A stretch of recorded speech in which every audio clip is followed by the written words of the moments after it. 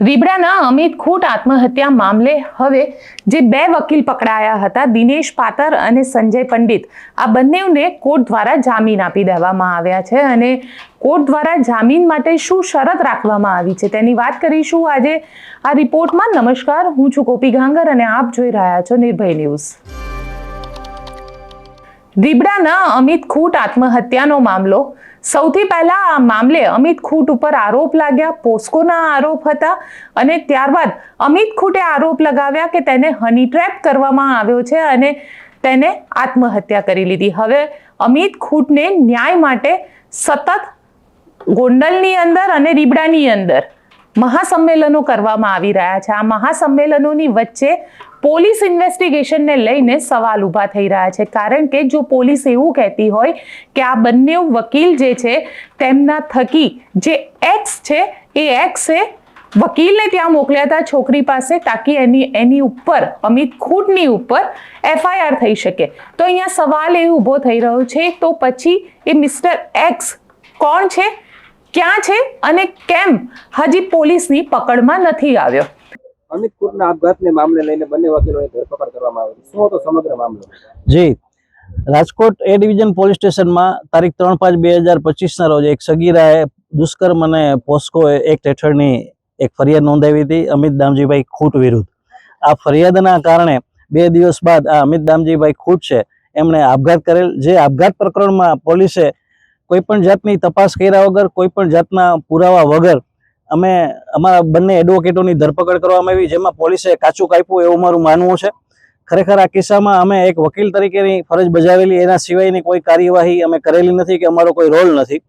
અને જે વખતે સગીરાએ પોતાની ફરિયાદ આપવા પોલીસ સ્ટેશન આવી હતી ત્યારે માત્ર વકીલ તરીકેની અમારી જે ફરજ હોય કે જે ફરજ અદા કરવાની જે કાયદાકીય અમારો અધિકાર છે અને રાઇટ ટુ પ્રેક્ટિસ જે અમારો ફંડામેન્ટલ રાઇટ છે, એના સિવાય અમે કાનૂની માર્ગદર્શન આપવા સિવાય અથવા તો જે કહેવાય કે કાનૂની ફરજ નિભાવવા સિવાય કોઈ પણ કાર્યવાહી આમાં કરેલી નથી।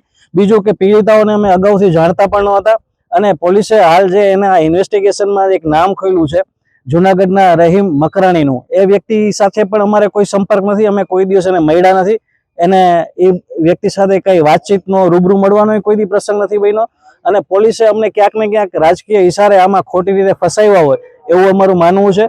અને ઇન્વેસ્ટિગેશનમાં પણ પોલીસે ઘણી બધી ગેરકાયદેસરતા આચરી છે, જે અંગે નામદાર કોર્ટમાં અમે આવનારા ભવિષ્યમાં પણ જે કંઈ પણ અરજ અહેવાલો કરવાના છે અમે કરશું। તમારો કેસ કોને લઈ રહ્યો છે?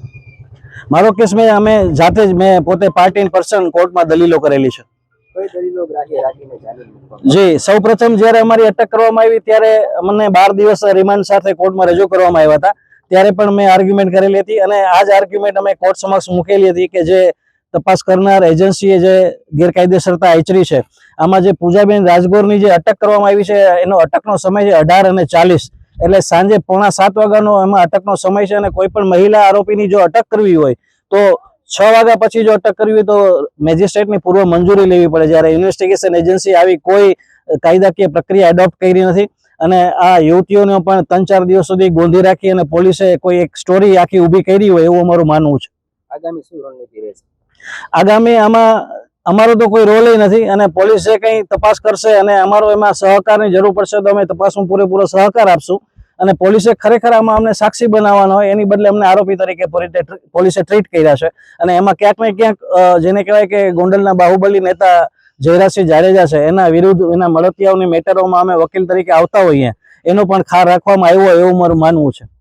આજે એ જ કારણસર બંને વકીલ દિનેશ પાતર અને સંજય પંડિતને કોર્ટ દ્વારા જામીન આપી દેવામાં આવ્યા છે અને બંને જણાને કોર્ટ દ્વારા જામીન મળ્યા છે, કેમ કે જે મિસ્ટર એક્સ છે એ મિસ્ટર એક્સને હજી સુધી પોલીસ જે છે તે પકડી નથી શકી, કારણ કે એવું કહેવામાં આવી રહ્યું છે કે જો અમિત ખૂટ આત્મહત્યા મામલામાં ઇન્વેસ્ટિગેશન થયું અને અમિત ખૂટે જે સુસાઇડ નોટ લખી હતી તેમાં અનિરુદ્ધસિંહ રીબડા અને રાજદીપસિંહ રીબડાની સાથે સાથે એ બંને છોકરીઓના નામ પણ લખવામાં આવ્યા હતા, જેના ઉપર FIR પોલીસ દ્વારા કરવામાં આવી, પણ પોલીસે ના અનિરુદ્ધસિંહ રીબડાને પકડ્યા ના રાજદીપસિંહ રીબડાને પકડ્યા તો એ છોકરીને પકડી જેની સાથે પોસ્કોને તહેત જેને આખા મામલે FIR રજીસ્ટર કરાવી હતી તેની જે બેનપણી હતી તેને પકડવામાં આવી અને ત્યારબાદ 2 વકીલને પકડવામાં આવ્યા। આ 2 વકીલ હતા કે જેમણે પોલીસ સ્ટેશને જઈને પોલીસને FIR રજીસ્ટર કરવા માટે કહ્યું હતું. પણ અહીંયા સવાલ એ ઊભો થઈ રહ્યો છે કે જો આ આખા મામલામાં કોઈ કોન્સ્પિરેટર હતો, ષડયંત્રકારી હતો, તો આ ષડયંત્રકારીને પોલીસ કેમ નથી પકડતી? કેમ પોલીસે ષડયંત્રકારીને ક્યાંક તો બચાવવાનો પ્રયત્ન કરી રહી છે? કારણ કે જે રીતે આ આખી આત્મહત્યા કરવામાં આવી છે અને સવાલ ઊભા થાય છે કે ન્યાય અપાવો અમિત ખૂટને, તો અમિત ખૂટના ન્યાય માટે ષડયંત્રકારીઓને ક્યારે પકડવામાં આવશે?